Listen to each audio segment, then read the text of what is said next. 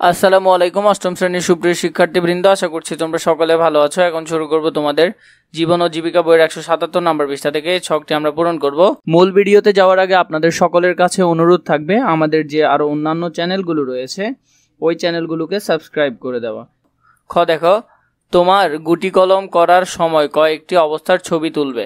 তাহলে তোমরা যে গুটি কলম করবে সেটির কয়েকটি ছবি তুলবে, এখানে দেওয়া বক্সগুলোতে এঁকে রাখবে। ছবিগুলো এখানে বক্সগুলোতে আঁকবে, সেগুলো শিক্ষকের নির্দেশনা অনুযায়ী একদিন ক্লাসে এনে দেখাবে।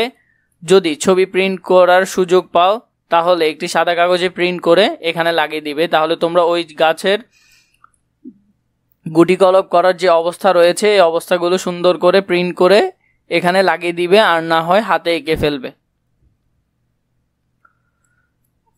পরবর্তী অবস্থাটি দেখো। পরবর্তী অবস্থা থাকবে এটি এমন: গুটি কলমটি সেই বাগান থেকে কলমের মাধ্যমে বিভিন্ন চারা সংগ্রহ করে আমাদের ভালো জায়গায় ফুল ও ফল পেতে সহায়তা করেছে।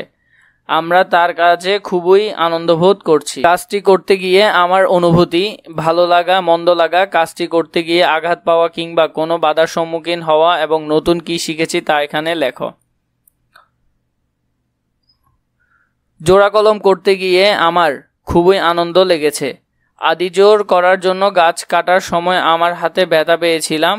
বাবা আমাকে এই ক্ষেত্রে সাহায্য করেছে এবং পরামর্শ দিয়েছে গ্রাফটিং করার সময় খুব সতর্ক বা সাবধানতা অবলম্বন করতে হয়। শিক্ষকের মন্তব্য কি হবে? শিক্ষকের মন্তব্যটি দেখো। শিক্ষকের মন্তব্য: তোমার জোড়া কলমের ছবিগুলো দেখে আমার খুবই ভালো লেগেছে। মূলত গাছ হলো আমাদের উপকারী বন্ধু। গাছ আমাদের অক্সিজেন যোগান দেয়, পরিবেশ নির্মল রাখে। গাছের ছায়ায় আমরা বিশ্রাম নেই। লেখাপড়ার পাশাপাশি এই ধরনের পরিবেশ বান্ধব আমাদের কাজ আরও অধিক পরিমাণে চালিয়ে যাওয়ার পরামর্শ দিচ্ছি।